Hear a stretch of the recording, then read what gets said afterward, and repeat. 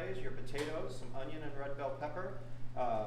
You're going to use some butter, some eggs, a seasoning mix of your choice. Recommended here is homemade fish rub, adobo, or Old Bay. I'm from Louisiana, so Robin had some Cajun seasoning, so we're going Cajun. So what I did is I started out by taking some potatoes, and I peeled and did these into a large dice, and I boiled them. Now this is where I think we really went wrong last week, is that some of the people cut their potatoes up into really small pieces and boiled them, and then went right from the boiling water into their bowl to cook. And what happened is they carried over a lot of moisture, right? So when we cooked these fish cakes, they kind of looked like fish pancakes, right? They were like kind of melted and falling apart. By getting these really nice and dry, you're going to get a better fish cake. The other bit is choosing the right potato. So ideally, you would use like a russet potato for this. It's a nice dry, kind of starchy potato, whereas like a Yukon Gold or a white potato is going to be a little bit waxier. And then lastly, in a perfect world, if this was something I was making, I would actually bake my potatoes the day before with the skin on, and then just peel the skin off and use that baked potato, because that's going to be the driest. That's a trick I learned making gnocchi.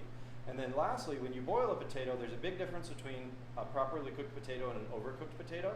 If your potatoes have exploded and they're kind of melting in the bottom of the pot, you've overhydrated all of the cells in the potato, and it's going to be kind of it's going to carry a lot of water moisture. So you can see I can pretty easily mush these up, but they are still maintaining some shape. Okay, so we're going to go with the mash here, and then to this, I'm going to add my ingredients in kind of a specific order here, all right? Because we don't want to turn our fish into a paste, okay? So after I cooked my potatoes, I sauteed some peppers and onions, all right, per the recipe. The reason you want to cook these in advance is because this fish cake isn't actually going to cook very long, and onion has a much better flavor when it's been cooked, right, instead of that kind of raw, hot flavor. I'm also going to add in some chopped parsley.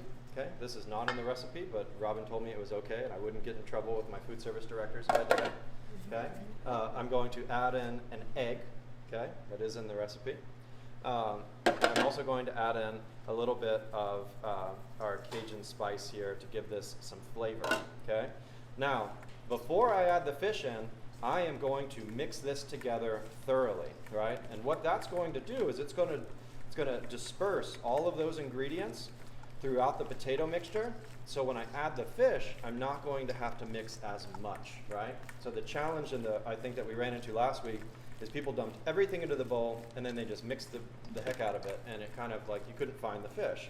And so we're gonna kind of mix this up a little bit less, and it's a kind of like a American British, like point of contention as to whether fish cake should have lumps of potatoes or be totally creamy, right? Apparently the Queen likes lumps of potatoes, and regular British people like creamy potatoes. So you can use a food mill or a ricer to break those potatoes down even more than a masher would.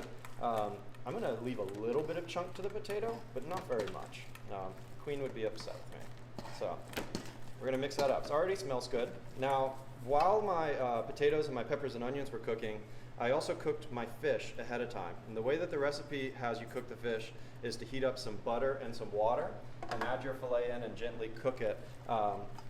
And that is totally fine. It's kind of like doing a poach. And that's basically what we did here. We poached this fish.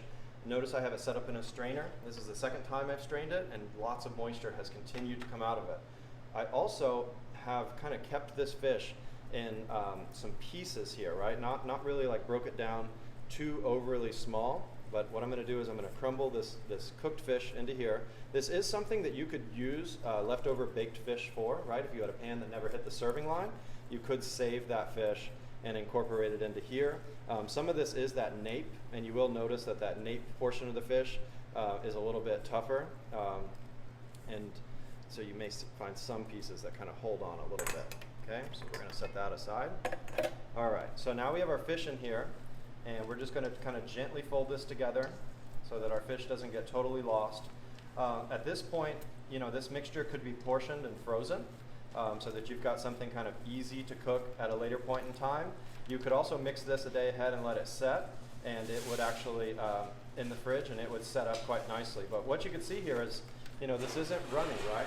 This kind of holds together. It will hold a shape. For portioning this, I recommend using a portion scoop, or I'm going to demonstrate today using a measuring cup. All right, we're going to make these a little bit smaller than we might make them for a regular portion. What I'm going to do is I'm just going to give my cup a little spray here, and then once I get that parchment, I'm going to give it a little spray as well.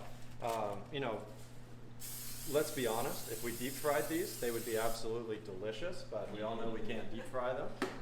So what we're going to do instead is we're just going to put a little bit of cooking spray on the tray. And so we can kind of pop this into this little portion cup like that, and then you can kind of pop it out, and you end up with a nicely portioned little fish. I like to do just a little bit of breadcrumb on here, and this is just going to help keep it from sticking to the tray. And so we're just going to set those right on the tray like that. Okay, and so once these are all portioned, we're going to bake this until golden and crispy. You know, the beautiful thing about this is everything's already cooked in it, right? So you're not really worried about like serving anybody raw fish, but you do want them to get hot all the way through. And obviously, you can shape these however you want.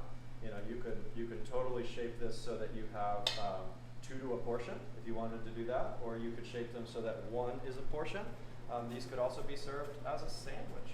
You know, there's nothing saying that you couldn't put this on a bun and serve it as an easy lunch there. So.